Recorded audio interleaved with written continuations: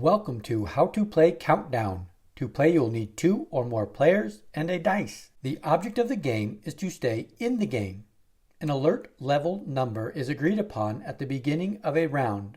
This number is usually about 5 times the number of players in the game.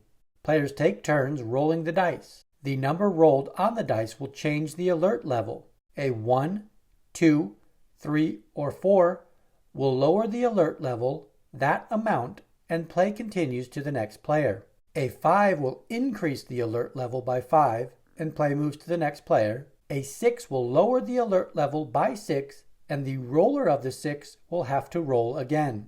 The game starts with the first player making a roll. The alert level is adjusted. Play continues until the alert level hits 0 or below.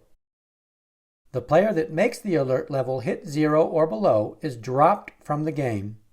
This player will select a new alert level and a new round begins. The last player in the game is the winner. If you enjoyed learning how to play the dice game Countdown and you are curious about other games, our channel is your go-to spot for fun, easy to follow tutorials. Check out the collection of videos to find your next favorite game.